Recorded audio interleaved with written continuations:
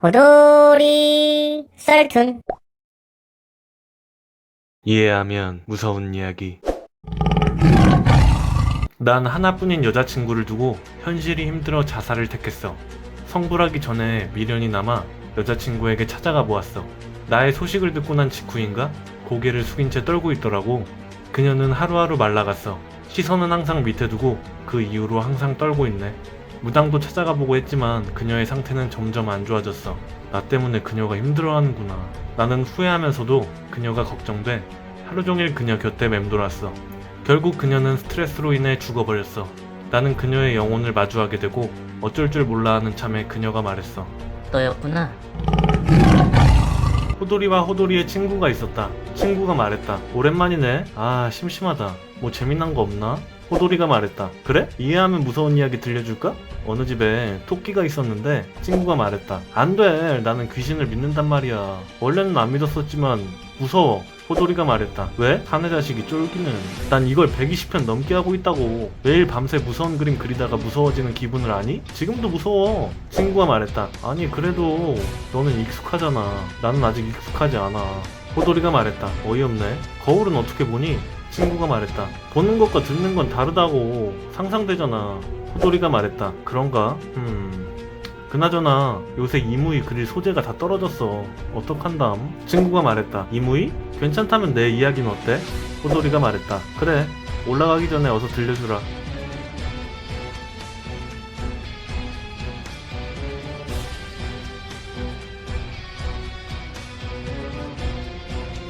첫 번째 이야기.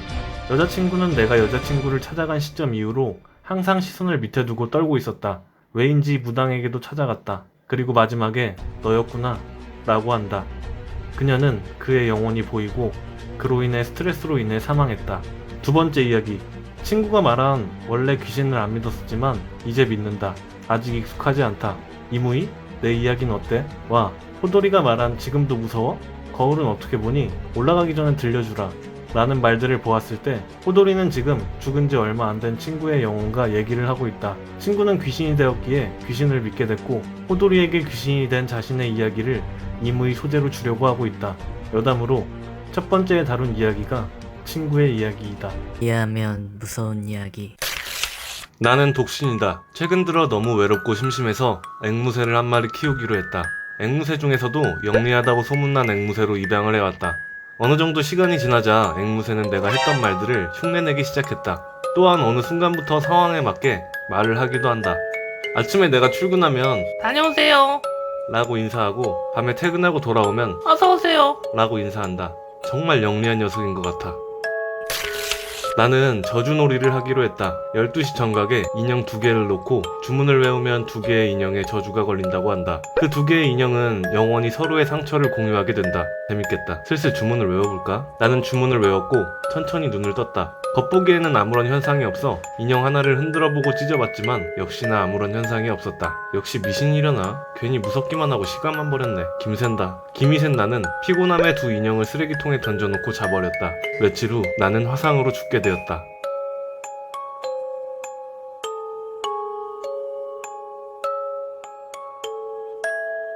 첫 번째 이야기. 누군가가 앵무새에게 말을 따로 가르쳤다. 집에 있는 영적인 존재가 독신인 나가 회사를 오갈 때 인사를 한 것을 앵무새가 듣고 따라하는 것이다. 짐승은 사람과 다르게 듣는 주파수 대역이 다르다. 두 번째 이야기. 인형 2개의 저주를 걸고 한쪽을 찢어봤는데 아무런 현상이 없었다. 나머지 하나와 나가 저주에 걸렸다. 인형이 버려지고 나서 소각장에 들어간 다음 연소가 됐을 때 나도 같이 타 죽었다. 이해하면 무서운 이야기. 나는 나의 아내의 남편이자 2 딸의 아빠입니다. 만약에 아빠가 죽으면 어떡할 거야? 라고 조금 짓궂게 물어봤습니다. 그러자 2 딸이 사색이 되며 진지한 리액션을 보여주었습니다. 에? 안 돼. 아빠 아직 죽으면 안 돼. 하고 말이죠. 그저 농담일 뿐인데도 아이들은 울상을 지으며 필사적으로 제품에 안겼습니다. 역시 아이는 귀엽지요. 옆에 있던 아내는 그걸 보며 덩달아 미소 지었습니다. 저는 이렇게 평범한 일상에 행복합니다. 작은 인생에서 발견한 큰 빛. 가족은 저의 보물입니다. 친구와 나, 우리 둘은 귀신이 많이 나타난다는 집에 찾아가기로 했어. 와, 설렌다. 어서 빨리 가고 싶어. 나는 파티에 가는 애마냥 들떠 있었다. 아휴, 철없긴. 위험한 존재들이 있을 수도 있다고 거긴. 친구가 지레 겁먹는 듯하였다. 나는 말했다. 에이, 괜찮아. 슬슬 가볼까? 우린 그 집을 향하였다. 집 안에 들어와 돌아다니고 있었는데 어디선가 갑자기 비명이 들리기 시작했다. 우린 놀라서 재빨리 가봤는데 어떤 사람이 몸이 굳은 채 라는 소리만 내고 있었다. 이거 봐, 정말 있다니까? 오, 그런가 보네. 좀 더 찾아볼까? 그때 어디선가 쓰러져 있는 사람의 일행인 듯한 사람이 멀리서 달려오고 있었다. 괜찮으십니까? 그 사람은 빨간 책모자에 빨간 의뢰복을 입고 한 손에 노스의 방울더미를 들고 있었다. 친구가 겁먹은 채 말했다. 이거 봐, 내가 있을 수도 있다고 했잖아.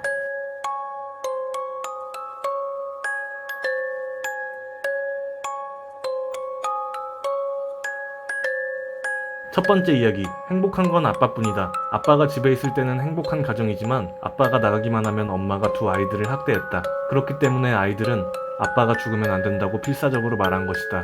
두 번째 이야기, 나는 귀신을 만날 생각에 설레있고 친구는 위험한 존재를 만날까 두려워하고 있다.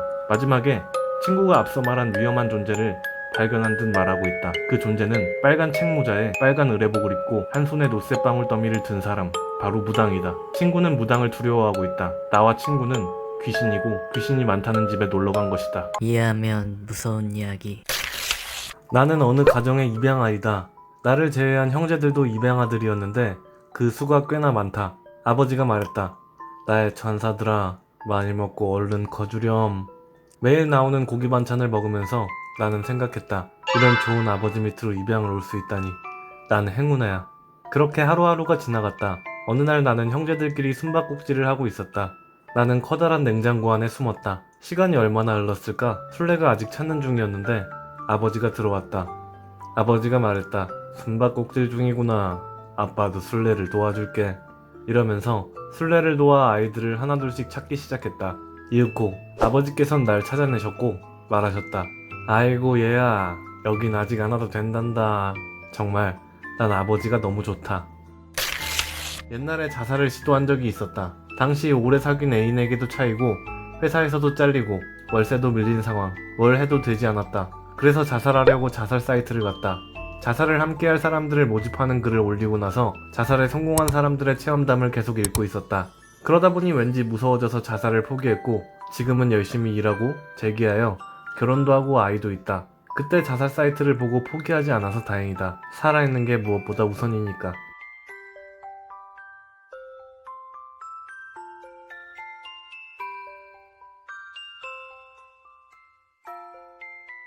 첫 번째 이야기. 나는 형제와 숨바꼭질을 하던 중 냉장고에 숨었다. 그러다가 아버지가 문을 열고 아직 안 와도 되는 곳이라고 하였다. 나는 미래의 냉장고에 들어와 식용으로 쓰일 예정이다. 두 번째 이야기. 나는 자살 사이트에 들어가 글을 보고 있었다. 헌데 자살을 성공한 사람들의 체험담이 있다. 그 체험담을 쓴 건... 이해하면 무서운 이야기. 나는 어느 어두컴컴한 커다란 방에 납치당했고 어디선가 목소리가 들렸다. 여러분에게 뺏은 시간만큼 살상가스로 고문당하게 될 것입니다. 그 시간이 끝나면 풀어드리겠습니다. 나는 낙담하고 있었다. 이 젊은 나이에 이렇게 가는구나. 낙담을 하고 있는데 갑자기 목소리가 한 번 더 나왔다. 아, 뺏는 시간은 5초입니다. 이 말을 듣던 나는 번쩍했다. 5초 정도야 숨을 참으면 되잖아. 나는 희망을 가졌다. 그런데 어둠이 적응되자 서서히 눈이 보이기 시작했는데 앞에는 사람들이 100명 정도가 넘어 보였다. 나는 좌절했다. 어떤 여자가 외로워하고 있었다. 그래서 남자 한 명을 소개를 받게 되었다. 겁이 많은지 혼자서 흠칫흠칫 자주 놀라곤 하지만 자상하고 따뜻하다. 여자와 남자는 서로 호감이 갔었고 결국 사귀기로 했다. 어느 날 둘이 산길로 드라이브를 갔다가 내비게이션 고장으로 길을 잃었다. 이미 시간은 자정에 가깝게 되었고 여자는 말수는 점점 줄고 얼굴은 파랗게 질려가고 있었다. 자기야, 일단 차 세워. 여자가 갑자기 외쳤다. 여자의 몸 상태가 좋지 않은 것 같아 남자는 차를 세웠다. 여자는 곧바로 차에서 내렸고 남자는 걱정하며 말했다. 괜찮아? 여기 이상한 것 같아. 아까 얘기 못했는데 뒷좌석에 피투성인 여자가 계속 앉아있어. 그러자 남자는 여자가 안심하도록 평소처럼 부드럽게 미소를 지어주었다. 아, 자기한테도 보이는구나.